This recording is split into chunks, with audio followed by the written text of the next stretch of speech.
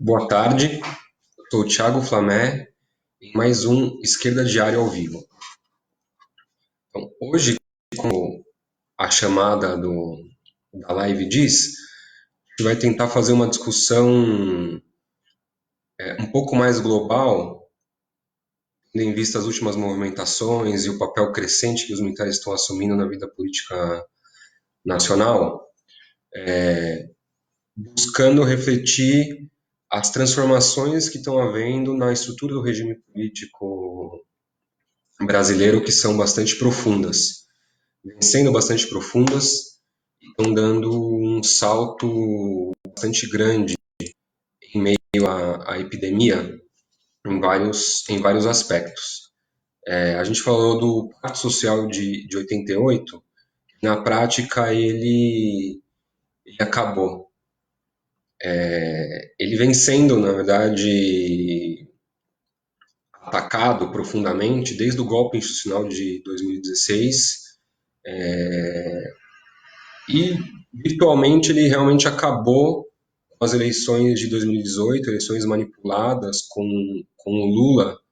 que vem sendo o candidato presidencial pelo PT desde 1989, preso e impossibilitado de concorrer nas eleições. Então, fruto dessa eleição manipulada, o Bolsonaro triunfou eleitoralmente como representante da extrema-direita e até então tinha escassa representação política e parlamentar no país. Antes de entrar nas transformações aceleradas que a gente está vivendo nesse momento, vamos voltar um pouquinho atrás e discutir o que era esse pacto que morreu, a forma que ele morreu, daí a gente entrar em algumas reflexões e hipóteses sobre o que está em curso desde a posse do Bolsonaro, de maneira mais acelerada agora durante a epidemia e a crise econômica que se avizinha, com previsões aí que variam entre 3% e 5% de queda do PIB para o Brasil nesse ano. Então, assim, voltando lá atrás, ali no final da década de 70, quando na crise da ditadura irrompe com força o movimento operário, um epicentro no ABC Paulista, mas greves fortíssimas que se estenderam por todo o país. Então foi um ascenso operário enorme que aconteceu no final da década de 70 e de alguma maneira atravessou toda a década de 80. O que importa aqui, não vou desenvolver tanto historicamente o que foi esse ascenso, o que foram as greves, mas o que eu quero remarcar é que o ascenso operário naquele momento colocou em xeque, ou até a gente pode dizer que feriu de morte a ditadura militar, e o movimento operário do ABC se transformou numa espécie de referência a todos os setores que vinham protagonizando a luta democrática contra a ditadura militar nos anos 70. Já haviam processos estudantis, já haviam processos democráticos nas classes médias, e ali rompe com força o sujeito operário desafiando a ditadura com greves massivas. O resultado, na verdade, desse processo, a gente chama de uma transição atuada, porque não foi, apesar dessa ameaça operária que significou as greves do ABC, a ditadura, o movimento operário não derrubou a ditadura, um processo de transição negociada. Só que tampouco foi o processo que queriam os militares, que ficou conhecido naquela fórmula do Geisel, de uma transição lenta, gradual e segura. Na verdade, ela acabou sendo uma transição lenta e gradual, mas não foi tão segura quanto gostariam os militares, justamente por conta desse desafio operário.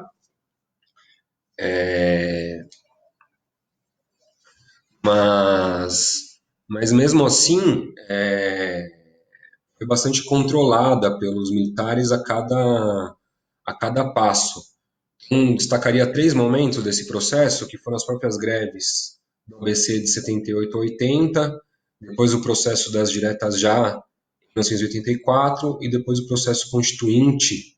que se deu entre 1986 e 1988, também aí no marco de um novo ascenso de greves econômicas contra o governo Sarney, que dirigiu o país na época. Um, Alguns elementos que demonstram como, na verdade, os militares conservaram bastante poder no marco dessa transição, ainda que eles não se cansem de reclamar que eles foram escanteados, não foram reconhecidos, etc. Mas, assim, a anistia em 1979 foi ampla, geral e restrita. O que significou isso? E foram libertados os presos políticos da ditadura, os exilados puderam voltar, mas também foram anistiados os ditadores, os torturadores, os empresários que colaboraram com a tortura. Já em 1984, o Brasil estava num processo de uma recessão aguda, 1981, 1982, 1983, uma pobreza extrema, um nível de desemprego recorde. No final de 1983, na segunda metade do ano e no início do ano, a gente viu a onda de saques em São Paulo, uma enorme onda de saques, 3 dias de saques que foram geograficamente, né, se estenderam de Santo Amaro até o centro de São Paulo, com o exército aquartelado sem intervir nesse processo. E a gente viu ali já o PT cumprindo um papel de contenção desse processo, que já era um papel que o PT cumpriu nas próprias greves. O PT não, porque ele não tinha sido fundado ainda, né, mas o chamado sindicalismo autêntico do Lula já tinha cumprido nas greves 78 a 80. Então, ali no contexto dos saques em 1983, os sindicatos seguraram um processo de greve que poderia ter ocorrido, de greves metalúrgicas, que poderia ter confluído com uma massa de pobres urbanos que estavam protagonizando os saques e dar um outro desfecho para o ano de 83. Disso se desemboca no movimento das diretas, que é muito reivindicado pela esquerda como um grande exemplo de luta democrática, mas que na prática funcionou como um desvio dentro de um processo institucional de discussão de eleições presidenciais diretas ou indiretas, de um movimento que poderia ter avançado até questionar e colocar a possibilidade de derrubar, pela força da mobilização, a ditadura. Interessante observar esse processo porque o arcabouço de leis da ditadura se mantinha ali em 1983, 1984, o processo das diretas colocava a eleição para presidente sem uma modificação anterior desse arcabouço legal dado da ditadura. E a própria Constituição de 88 se dá também nesse marco. Então, o Serviço Nacional de Inteligência é mantido pela Constituição de 88, a própria Lei de Segurança Nacional, na sua formulação de 1983, é incorporada pelo processo constituinte, só que também esse processo constituinte está escrito um marco da pressão social e da pressão do ascenso operário em curso. Então, nas questões fundamentais, os militares preservam o seu papel de garantidor da ordem e várias prerrogativas, inclusive a figura das medidas provisórias, que naquele momento o poder de lei, mesmo se o Congresso não referendasse, outras coisas que são mantidas. No entanto, também a Constituição de 88 inscreve uma série de direitos sociais nela que até então não existiam. Talvez o maior deles seja a instituição do Sistema Único de Saúde, era um sistema muito mais restritivo antes da Constituição de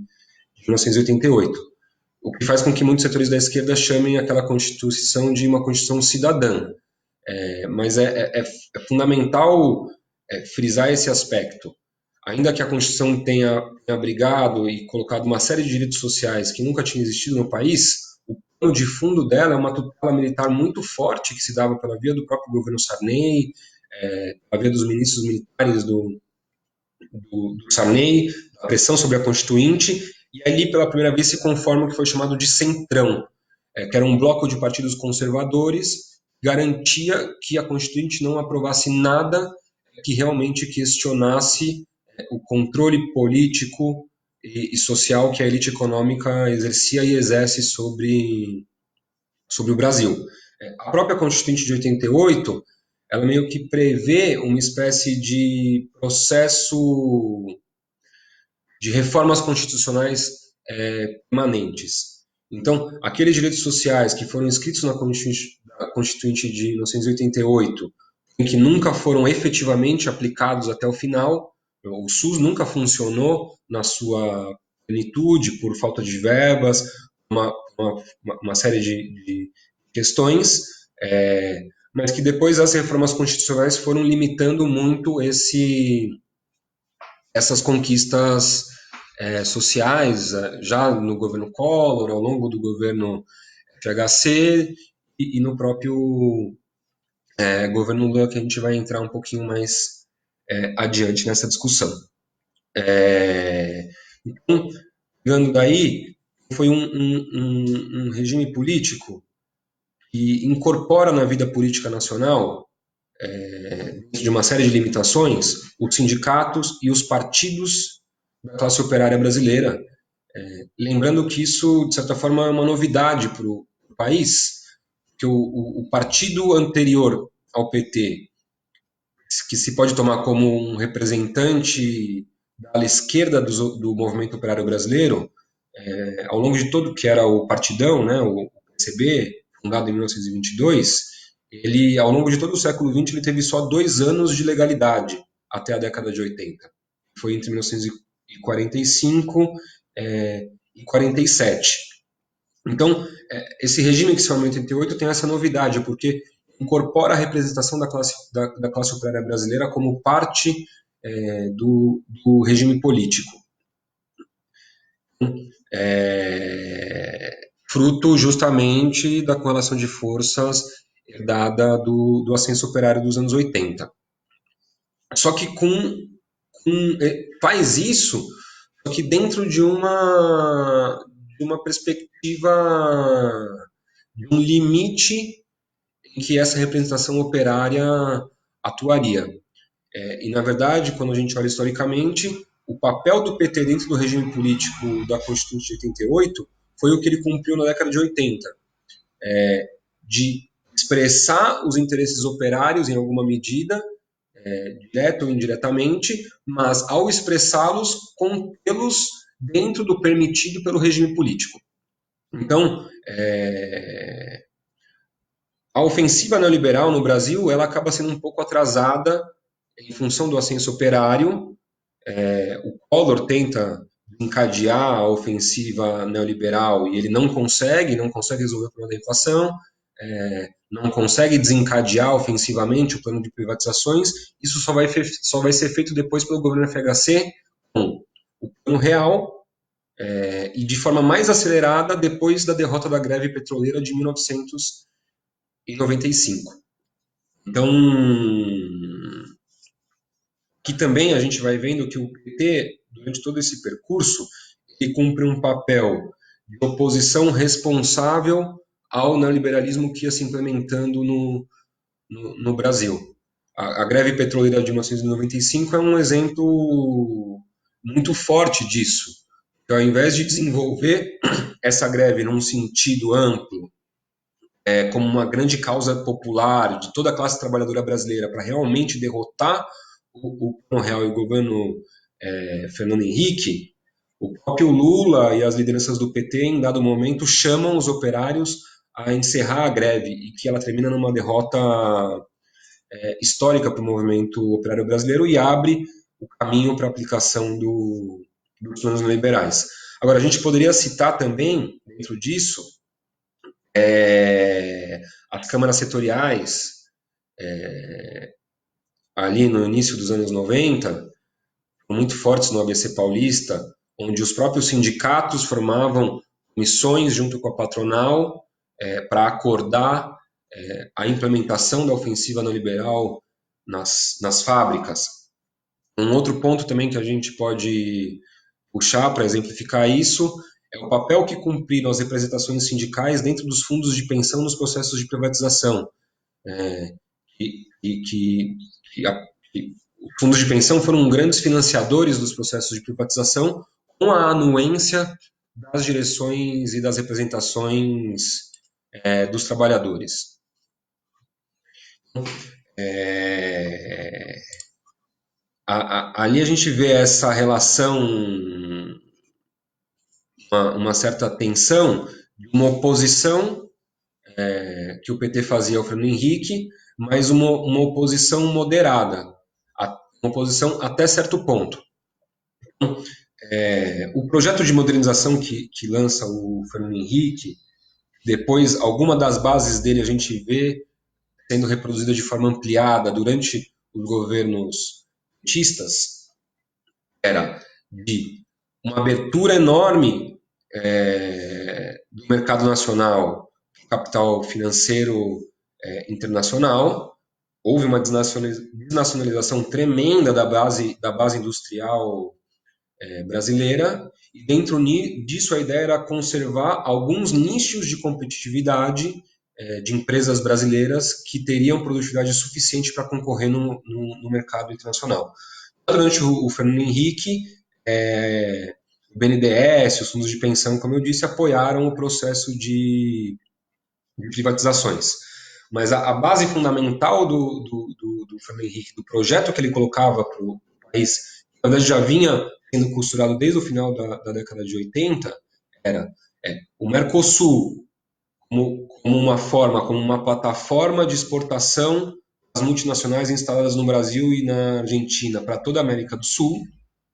e também uma plataforma para fortalecimento dessas empresas, desses nichos em que o Brasil poderia ser competitivo no mercado mundial. Depois foram bastante conhecidas como, já na época do Lula, como os global players. Esse esquema do Fernando Henrique incluía um dólar sobrevalorizado e, além de facilitar o processo de privatizações, também desencadeou no início do Plano Real um processo de consumo naquele momento de larga escala, a facilidade de se comprar produtos importados. Então, num primeiro momento, se teve a impressão de que a renda do trabalhador brasileiro tinha aumentado com essa, na prática, quase dolarização da economia do Brasil. Mas ao longo do tempo, quando esse primeiro impulso deixou de fazer o seu efeito, a gente viu, na verdade, que o Plano Real tinha uma consequência muito forte de arroxo salarial. Foi toda uma década, do ponto de vista dos salários, a gente pode chamar de uma década perdida. Praticamente sem reajustes de salário, sem reajuste de salário no funcionalismo público, que desemboca numa crise econômica, a partir da crise asiática, a partir da crise argentina, uma crise econômica muito grande no Brasil. É promovida uma desvalorização do real e o câmbio passa a flutuar dentro de um certo limite, já não é mais o 1 para 1 da época do Fernando Henrique. Essa base desse segundo momento no real é o que vai se dar com a posse do Lula, e se apoiando nessa base, o Lula vai fazer modificações importantes nesse projeto, mas mantendo algumas coisas fundamentais. Então, o que é o fundamental e equipara um pouco o lulismo ao período do Fernando Henrique? A manutenção da lei de responsabilidade fiscal, e sem entrar nos detalhes dessa lei, é uma lei que diz que o mais importante do orçamento público é o pagamento dos juros da dívida pública, externa e interna, e que todos os outros gastos ficam num segundo lugar em relação a essa responsabilidade fiscal. E agora, inclusive, é mais forte e é reafirmada pela lei de teto, pela PEC do teto de gastos. Só que, no entanto, também é uma modificação. Não quero com isso dizer que o governo Lula é a mesma coisa que o governo Fernando Henrique, porque o Lula governou o país num ciclo ascendente das commodities, então ele pôde fazer uma escala de gastos sociais, não de concessão de direitos universais, mas de gastos sociais, de programas assistenciais, numa escala enorme, que nem estava posta para o Fernando Henrique fazer, e não sabemos se ele ia querer fazer também se tivesse essa possibilidade. Outra coisa que o governo Lula pôde fazer foi capitalizar o BNDES num nível também que não estava posto na época do governo Fernando Henrique e conseguiu lançar em outra escala o projeto de financiar algumas empresas brasileiras que pudessem ser global players no cenário internacional. Então a gente viu JBS, BRF Foods, que foi a fusão da Sadia com a Perdigão, Odebrecht, e outras que a gente poderia citar, que se tornaram, no seu ramo de atuação, algumas das maiores empresas do mundo. E uma série também de projetos, como eu disse, não eram concessão de direitos universais, como era a reivindicação do PT nos anos 80 e nos anos 90, mas que mudaram um pouco a cara do próprio Brasil. O ProUni, que ao mesmo tempo que financia as universidades particulares que vinham de uma crise econômica muito importante, ao mesmo tempo possibilita que uma série de setores, uma parcela da juventude consiga entrar na universidade, coisa que não conseguiria fazer sem o ProUni. O próprio FIES, que é um programa que vinha do governo Fernando Henrique, foi bastante turbinado os governos petistas. Isso também coloca o Brasil em uma outra localização geopolítica. Mas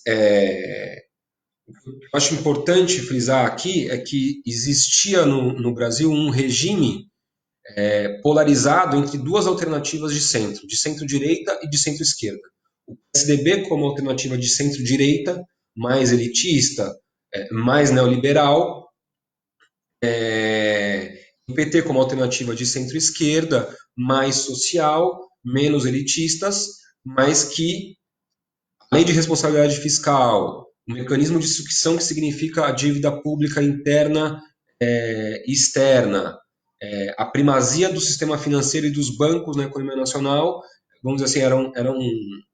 a usar uma expressão da Constituição, mas eram cláusulas pétreas desse Pacto Social de 1988 e ninguém mexia. O que estava para além disso estava em disputa. Então, com essas diferenças, o que existia no Brasil, e a extrema-direita se queixa bastante disso, por exemplo, é que realmente não existia uma representação direta política com força da extrema-direita, o que não significa que não existisse socialmente a extrema-direita no Brasil, mas que ela conseguia ser contida a representação da centro-direita e pelo PSDB. A mesma coisa da esquerda. Não é que não houvessem setores de esquerda e setores do movimento operário, representado em partidos mais radicais, que tivessem a vontade de superar os limites desse pacto de 1988, desse regime pactuado com os militares. Eles existiam, mas assim como o PSDB tinha a força de conter a expressão política da extrema-direita, também o PT funcionou até alguns anos atrás como uma força que conseguia conter em si todas as expressões da extrema-esquerda, dos setores revolucionários, do movimento operário e do movimento de massas mais radical. Então era um regime que tinha esse equilíbrio, que permitia oposições à direita ao Lula e oposições à esquerda ao FHC, que era o próprio PT, dentro de um marco de um consenso neoliberal, digamos assim, mas que no Brasil está sintetizado na lei de responsabilidade fiscal, um mecanismo de pagamento da dívida pública. Depois tem uma série de outros mecanismos que fazem parte desse arcabouço que não se podia tocar, que a gente pode desenvolver em outro momento, mas não vamos adentrar tanto aqui. O que acontece é que, por uma série de circunstâncias, esse pacto ele acaba sendo questionado pela esquerda, digamos assim, com as jornadas de junho de 2013. Ali já se mostra um desgaste desse processo. O PT governava o país com uma ampla coalizão com os partidos de centro-direita, que hoje são os partidos do Centrão, entregava direitos humanos, inclusive a pasta de direitos humanos, inclusive para setores evangélicos no Congresso, uma série de questões que desgastaram muito esse sistema de governo na juventude, foram desgastando ao longo do tempo, e isso explodiu nas manifestações de junho de 2013. Ali em junho de 2013, chamando de um desafio pela esquerda ao governo petista, e rompeu uma força social e reembaralhou as cartas desse pacto de 88. Ali ficou claro que, da maneira como as coisas iam, o PT já não seria mais capaz de conter em si, como representação política, dos setores sociais que se colocavam à sua esquerda. Isso explodiu nas manifestações espontâneas de junho de 2013. Vendo essa situação, em relação com setores da casta política norte-americana, do imperialismo, a direita deu uma contrarresposta, já a partir de 2015, as manifestações de massa nas ruas, questionando pela direita o governo Dilma, a Lava Jato, novos atores políticos surgindo pela direita, nova direita, que surgiu com muita força naquele momento, e questionaram pela direita o governo petista e esse pacto de 1988, o que culminou no golpe institucional de 2016. Esse é um ponto de quebra no regime político brasileiro, e a partir desse desafio pela esquerda e pela direita ao pacto de 88, mas também numa situação de equilíbrio de forças que nenhuma das forças conseguia levar o seu projeto político até o final e até as últimas consequências, a gente viu cada vez mais se fortalecendo instituições que vinham do regime do Pacto Social de 1988, mas que já começavam a atuar por fora dele. Instituições da máquina estatal e da burocracia estatal, instituições sem voto, passaram a exercer um grande papel na vida política nacional. Em primeiro lugar, o STF, que foi um grande ator do golpe institucional, dando ali, até certo momento, um apoio muito grande à Lava Jato, junto com a Rede Globo, etc., e outros atores. O Cunha já parece uma coisa da história muito distante, mas é recente o grande papel que cumpriu o Cunha ali no impeachment também, como representante da casta política do Congresso, mas se fortaleceu muito o STF. E foi ocupando o espaço do próprio Congresso Nacional, se arvorando em muitos sentidos como legislador,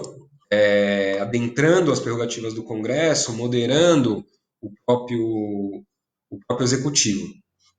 O projeto preferencial da elite brasileira era conseguir encerrar esse processo do golpe institucional elegendo um candidato tradicional seu. E nas eleições de 2018 teria sido o próprio Geraldo Alckmin, que é o candidato preferencial da maior parte das forças políticas que tiveram por trás dessa ruptura desse pacto de 1988. O símbolo de ruptura desse pacto é a prisão do Lula. Uma prisão arbitrária, baseado em uma série de processos montados que tiraram da cena política, eu tinha dito no início, o candidato que teve foi o segundo colocado ou o primeiro colocado em todas as eleições presidenciais que tinham acontecido até então. Esse é um símbolo dessa mudança. Assim, e as elites brasileiras vão dar um passo atrás no que tinha sido a novidade do regime de 88, que era a representação política da classe operária no regime político. O primeiro passo em mudar essa relação da participação da classe operária no regime, ainda que distorcida, e como eu coloquei nos marcos limitados do que é o PT, foi tirar o Lula da cena política. Depois a gente tem visto também uma série de projetos que avançam mais ou retrocedem mais, mas para diminuir o peso político e social dos sindicatos no Brasil. Sendo feita uma série de ataques, inclusive de estruturas da relação do Estado com os sindicatos, que vem desde a época do Vargas, nessa torrente reacionária que vem desde o golpe institucional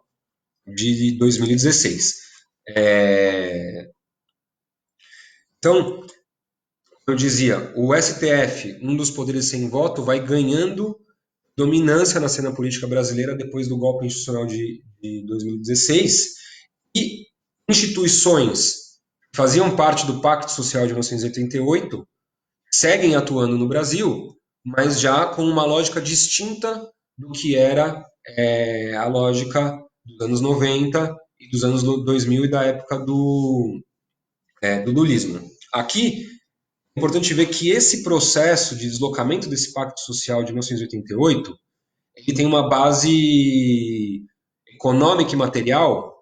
e também durante o governo Lula foram ganhando muito peso setores burgueses que não tinham esse peso na Constituição de 88. Então foi se fortalecendo uma burguesia no centro-oeste brasileiro, ligada à soja e a todo um circuito, inclusive industrial, que não existia antes, ligado a todo o complexo agroindustrial que se fortalece muito, né, com o boom das commodities nos anos 2000. Então, essa é uma força que em até dado momento fazia parte do bloco e da aliança de classes que o Lula se utilizava a governar o país, dentro do aceito pelas elites, só que na medida em que ela foi se fortalecendo, ganhando peso econômico, esses setores também buscaram vias para que esse peso econômico crescente se traduzisse em um peso político correspondente no regime, e a primeira expressão política desse setor se dá pela via da própria Lava Jato, num primeiro momento. Esse processo, como eu dizia, num projeto que seria o preferencial para as elites brasileiras, era tirar o PT de cena, deslocar o Pacto Social de 1988 à direita, mas eleger o Alckmin e conseguir de alguma maneira recompor um equilíbrio político e um novo pacto nesse sentido.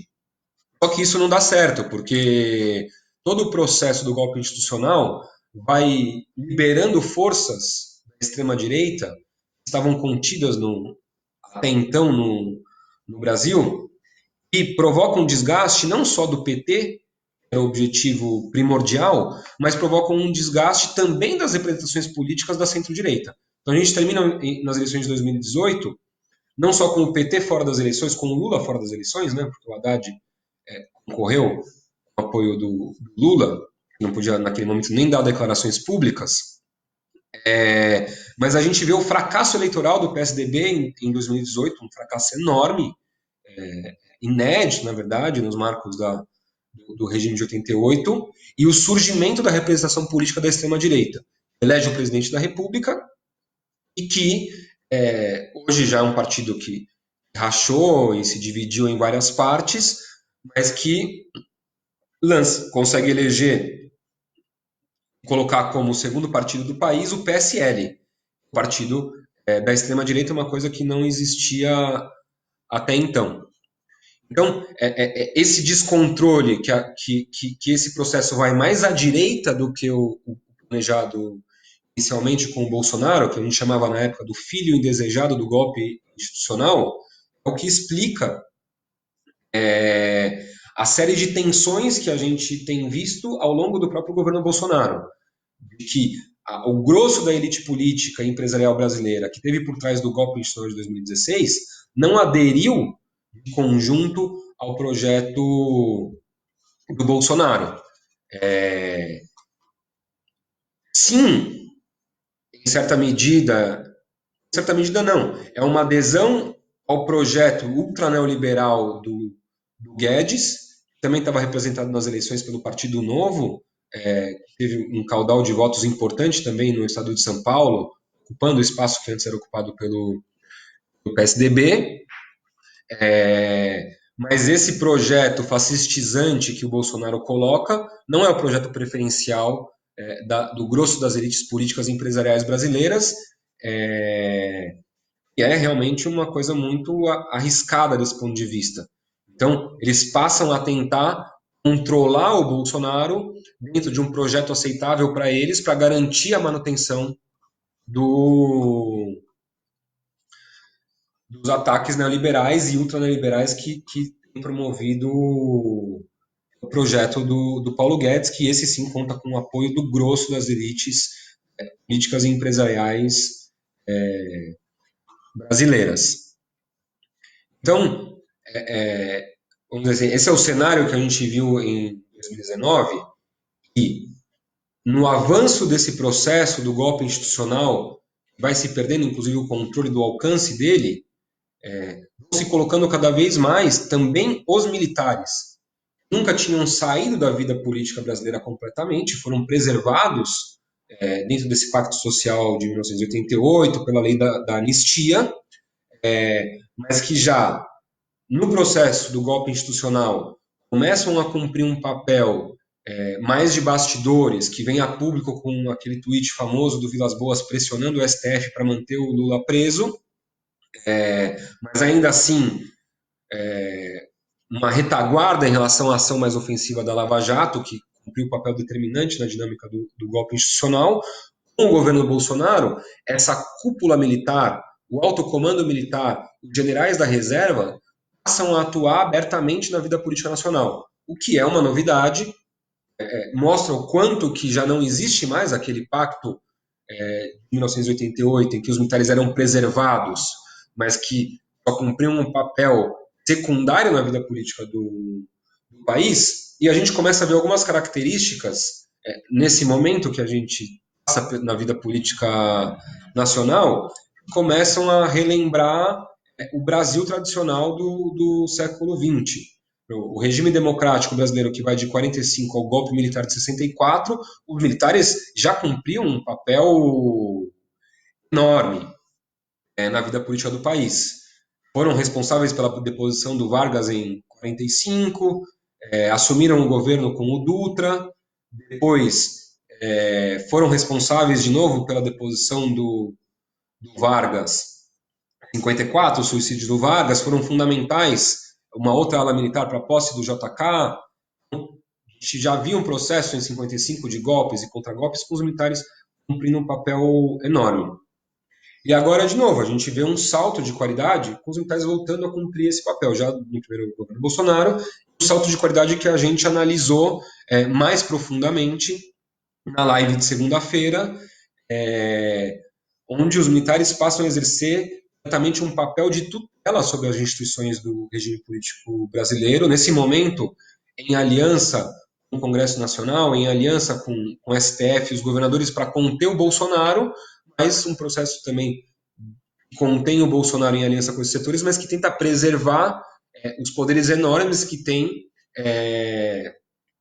o executivo na vida política brasileira. Quando eu falo o executivo, não é só o presidente, porque o executivo ele tem uma série de braços, né? O próprio alto comando do Exército, em tese, estaria subordinado ao poder executivo do presidente, mas tem cada vez uma força, às vezes sobrepassa do próprio presidente. A gente vem vendo um crescente papel de todos esses organismos que são atrelados ao executivo, mas que não são escolhidos pela população. Então, o alto comando, a cúpula militar, Banco Central também agora, durante a epidemia, já vinha aumentando seu poder, vai aumentar ainda mais. No Copom, que tem representações empresariais, etc., não é somente a máquina tradicional burocrática do Estado. Mas desde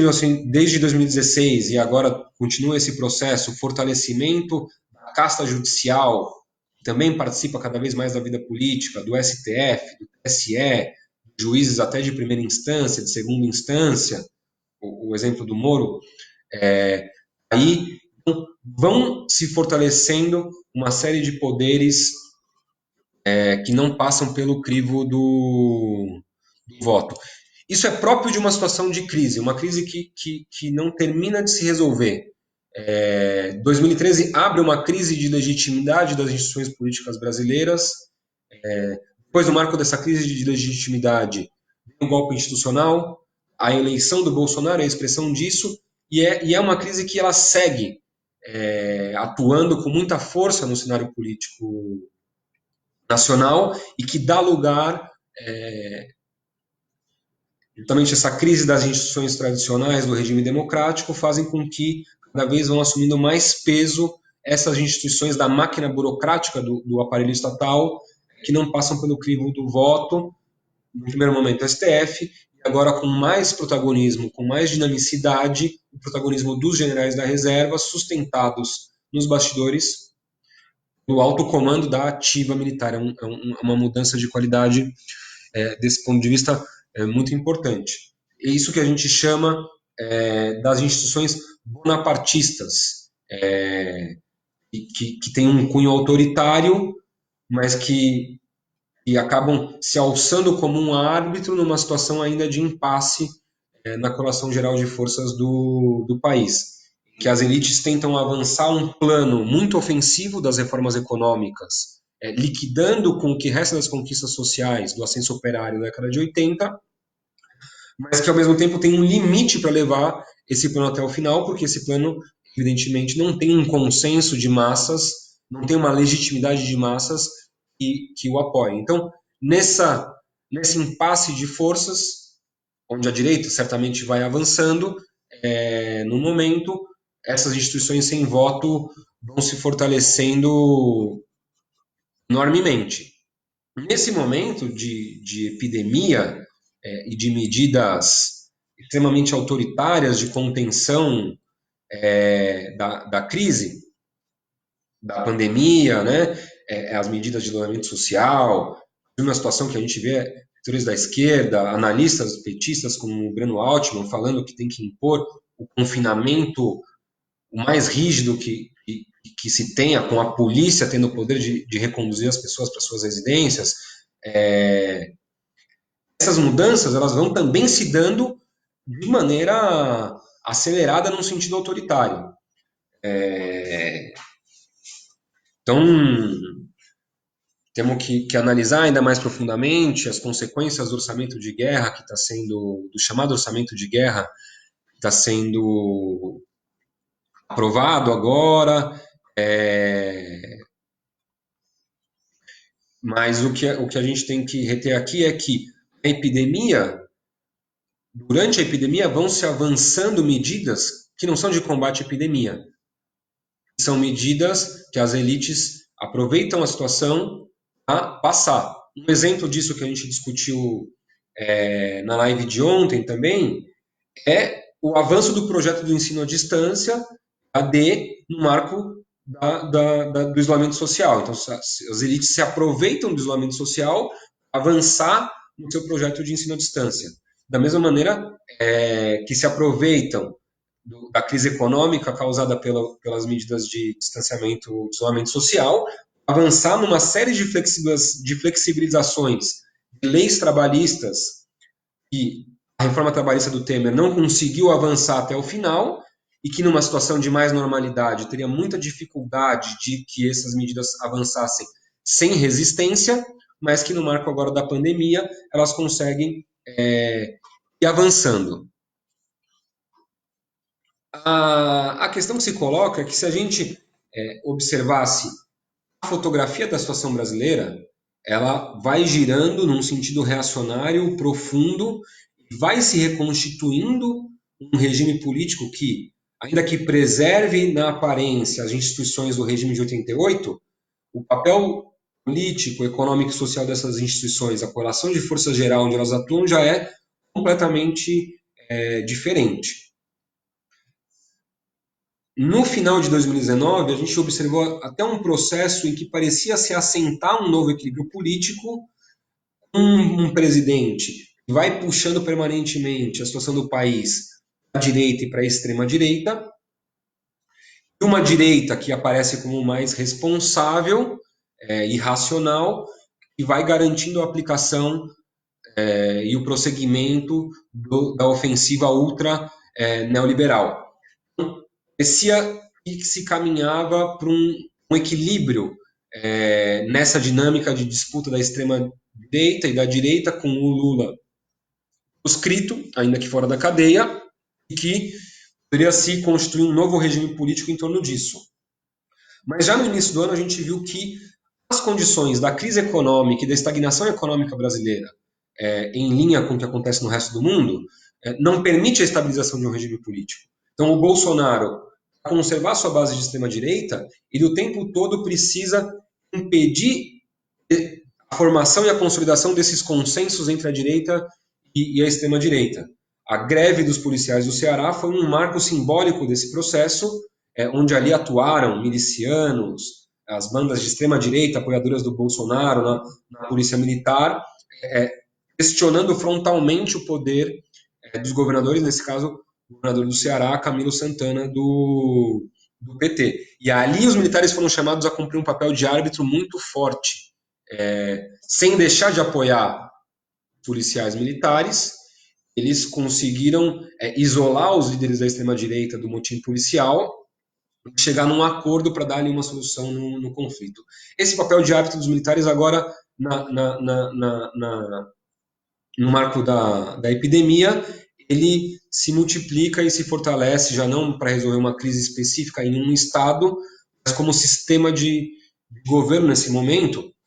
também tem dificuldade de se assentar. Não é que e agora os militares vão cumprir um papel decisivo e acabou. É bastante difícil pensar como vai se configurar um novo regime político no Brasil, porque a base onde se move essas configurações e reconfigurações políticas é uma base que está se movimentando em nível acelerado, a base econômica, eu digo. A gente vai, como eu disse no início, uma previsão de queda do PIB de 5% em 2020. Nenhum regime político consegue se assentar e alcançar um equilíbrio mais estável numa situação de depressão econômica nesse montante. Então, o que a gente pode colocar é que antes que se estabilize um regime político dominado pela extrema-direita, vão se dar processos extremamente conflituosos e agudos de luta de classes. Bastante improvável que se consolide toda essa remodelação do Pacto Social de 1988, ataques sociais previstos, a proscrição das representações políticas reformistas da classe operária, sem que não exista nenhum tipo de explosão social, sem que não exista um tipo de resistência de massas. A gente já viu alguns indícios disso em 2019, bem pontuais, mas que no marco da pandemia e da crise social que se avizinha podem se generalizar.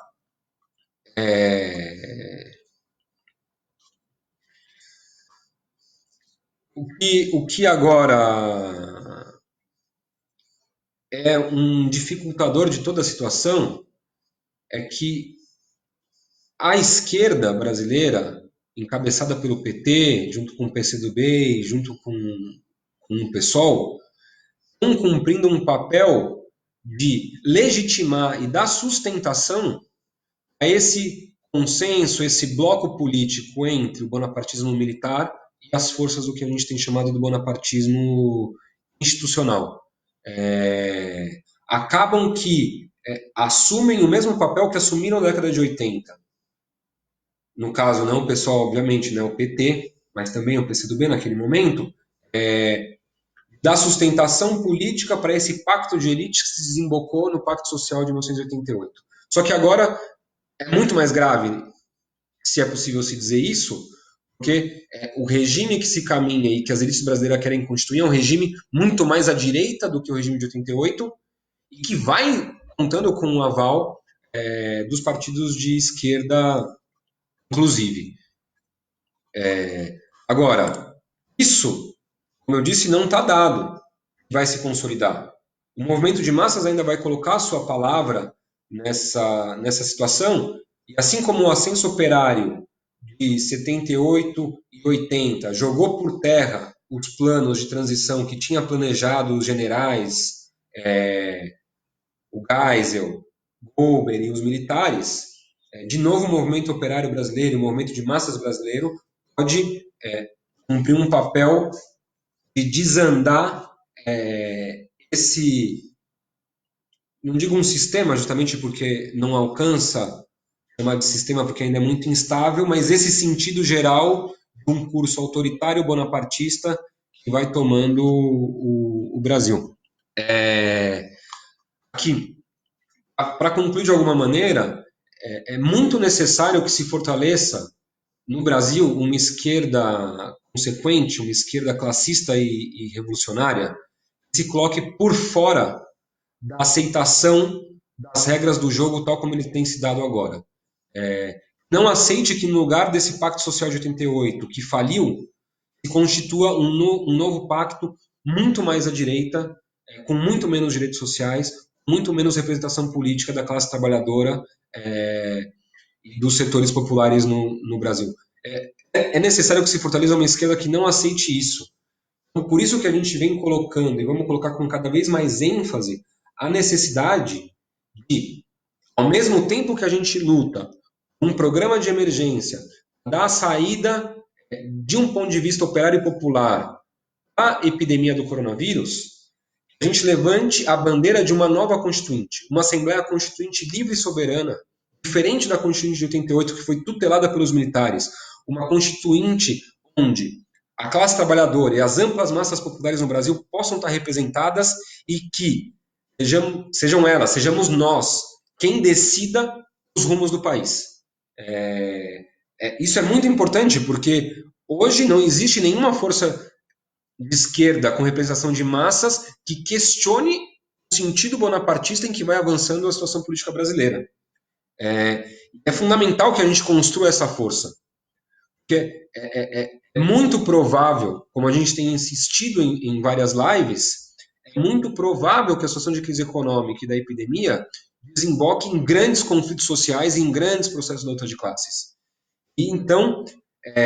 para que esses processos não sejam desviados como foram na década de 80, a gente precisa constituir uma esquerda classista, revolucionária consequente. A gente acredita que nesse momento, levantar bem alto bandeiras democráticas,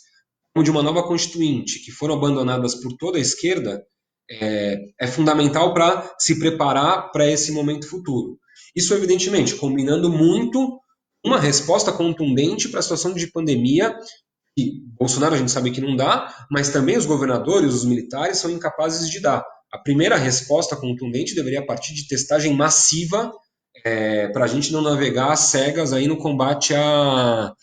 epidemia. E disso se desenvolve uma série de desdobramentos também. E a gente necessitaria nesse momento de sindicatos que se colocassem à frente, defender o controle dos trabalhadores sobre o processo de trabalho nos locais essenciais que têm que seguir funcionando, para controlar o processo de conversão da indústria, é necessário atacar a epidemia, produzir respiradores, insumos químicos para os testes e outras questões essenciais nesse momento. Então, combinar esse programa de emergência com um programa democrático radical que questione esse avanço militaresco que está se passando no Brasil agora. Vem me estendendo um pouquinho mais do que eu gostaria hoje. Antes de encerrar, vou selecionar alguns comentários aqui. É interessante ver que a live hoje está chegando, inclusive, em setores de direita, aí, base bolsonarista, sinal de que a gente vem ampliando a nossa audiência. Diz aqui o Alexandre Alves Miguel. Entender o papel que os partidos da ordem cumpriram no regime de 88 é um caminho essencial para entendermos as saídas para a crise atual. O regime de 88 morreu, não adianta lutar para revivê-lo. Temos que lutar por uma saída pela esquerda e dos trabalhadores. Exatamente. Não adianta lutar para revivê-lo e isso é impossível. A impressão que eu tenho, como eu disse, é que também a esquerda não está buscando reviver o regime de 88, mas está buscando garantir o seu lugarzinho ao sol num novo regime muito mais à direita que surja do protagonismo militar que a gente está vendo hoje. Por exemplo, Esses dias, em entrevista, o José Dirceu, que continua sendo uma das grandes cabeças pensantes do petismo, coloca corretamente a crítica ao papel que os militares vêm assumindo no regime político brasileiro, mas termina defendendo que seria necessário um processo de unidade nacional que colocasse numa mesa todos os governadores, os representantes dos três poderes, para consensuar uma saída que justamente essa seria uma via de se adaptar a esse rumo à direita e garantir o seu próprio lugar no regime mais à direita que surja. Comentar aqui a Tatiana Ramos Malacarne, que coloca: não tem cabimento, tem que se preocupar com a lei de responsabilidade fiscal, sendo que o SUS está prestes a entrar em colapso. A população não vai ter como se sustentar. Essa lei seja revogada imediatamente no Brasil e em todos os países que estão passando pela pandemia. Que as grandes fortunas sejam taxadas para se ter mais recursos. Exatamente, aponta justamente no que a gente está dizendo. Essa série de leis limitam toda a capacidade de gasto do Estado brasileiro e estão justamente em função dos interesses das elites empresariais e financeiras do país. No momento que a gente vive de epidemia, é necessário avançar além, é necessário derrubar a lei de responsabilidade fiscal, mas é necessário avançar em medidas muito mais contundentes.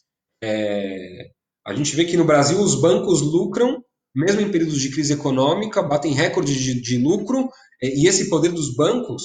tem que ser questionado nesse momento de pandemia no Brasil. Por exemplo, seria necessário avançar para um processo de nacionalização de todo o sistema bancário e financeiro brasileiro, sob controle dos trabalhadores e da população em geral,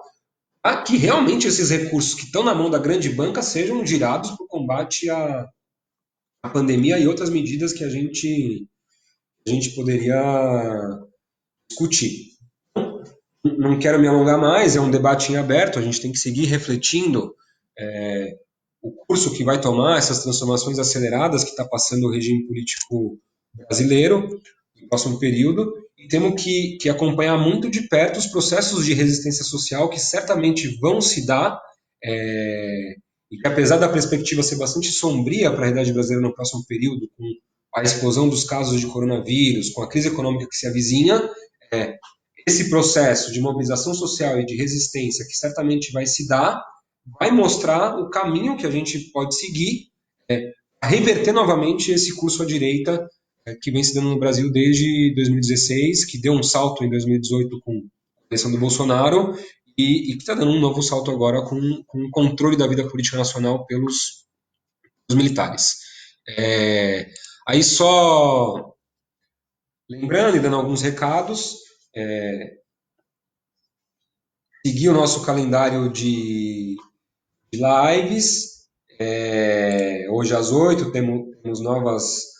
lives. De seguir o nosso canal no YouTube, seguir nosso canal no Facebook, ajudar a fortalecer uma imprensa de esquerda que se coloca numa perspectiva classista e revolucionária. Então, acho que é isso. Agradeço a audiência de todos e uma boa tarde.